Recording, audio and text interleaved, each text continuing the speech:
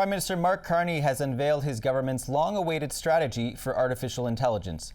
The Prime Minister says the 5-year plan will help protect Canadians' data and privacy, create 250,000 jobs, and strengthen Canadian sovereignty.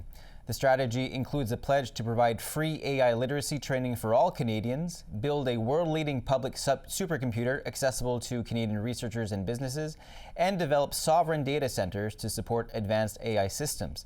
The government says these investments are needed in a country that ranks among the world's leaders in AI research, but lags behind many of its peers when it comes to AI adoption, literacy, and trust. So, how well does this strategy meet the moment? Elissa Strome is the Executive Director of the Pan-Canadian AI Strategy at the Canadian Institute for Advanced Research, or CFAR. Ms. Strome, thanks very much for being here. I appreciate it. Thanks so much for having me. So let's start with the adoption piece. The strategy says that Canada has long been an AI research powerhouse, but only 12% of Canadian businesses actually used AI between 2024 and 2025. That went up slightly to 14.5% so far this year. Why is there such a gap in this country between research and adoption, and how well do you think the government strategy addresses that gap? Yeah, I think there are a few reasons why Canada has been historically slow to adopt AI, or Canadian businesses have been slow. First of all, I think that there's a lack of AI literacy across Canada. We're seeing that in some major international polls and surveys that have been done over the last couple of years. The Canadians just don't feel that they have the skills and expertise to be comfortable with AI. And so I do think that today's new national AI strategy actually places AI literacy at the forefront of the strategy. There's a very strong emphasis on training, on literacy, on providing skills and tools and resources to Canadians at many life stages across many sectors, to give them the confidence that they need to be able to understand how to safely and effectively adopt these tools. Yeah, and there's also a trust component, and the government says it wants to build that public trust in AI. That means addressing concerns about things like deepfakes, disinformation, privacy, and of course the risks of AI for children. The strategy is pretty light though on specifics when it comes to the shape those safeguards will take and when they'll be in place. How important do you think it is for the government at this point to provide a clearer roadmap on AI safety to get Canadians on board?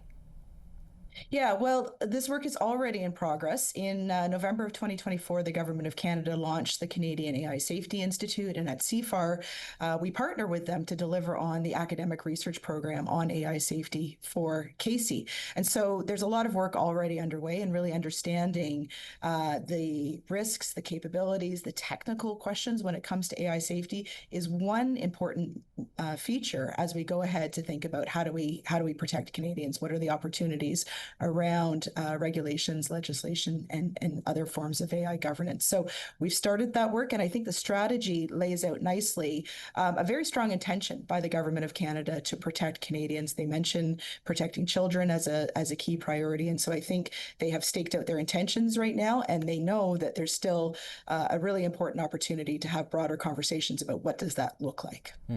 And some of the distrust that some Canadians might feel, it might come from concerns they have about what AI will mean for their jobs.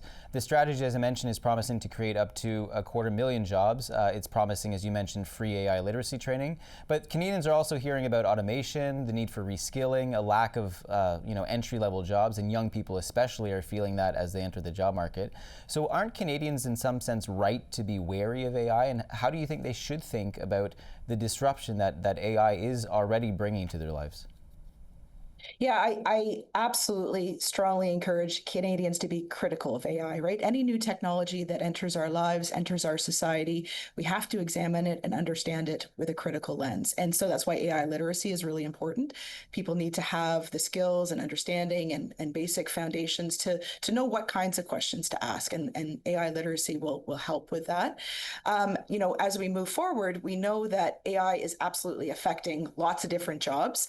Whether or not it is actually going to create result in more jobs created or more jobs lost, we don't really know at this point. We're still too early, I think, in the AI adoption continuum. And so it will take time, and it's something that we're going to have to manage very carefully and very closely.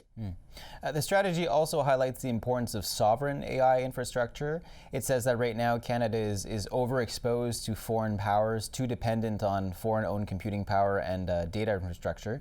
Why does that matter? And what's at stake if Canada can't find a way to build its own AI capacity in a way that's sufficient to meet its needs and its ambitions?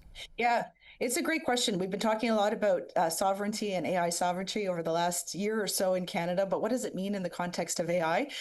It is absolutely essential that we have the infrastructure, the hardware, the technologies, and the skills to be able to develop, build, deploy AI models within Canada. And the reason it's essential is because this is a technology that's not going away. It's just becoming more and more widespread across our economy, across different sectors, across different parts of our lives. And so it's really essential, if it's going to be so widely embedded in our society, it's really essential that we have the tools, the capabilities, the skills to be able to develop and manage those systems within our own country. And based on what's been announced so far today, is the government doing enough, you think, to safeguard Canadian sovereignty when it comes to AI? Yeah, I think it's a really, really important first step. What we've seen today, there's been a flurry of activity over the last year or so around data centers. That's one important piece. As I mentioned, building skills and capabilities, having the people who can develop and run these data centers is another important piece. And I think there's indications of that in the strategy today.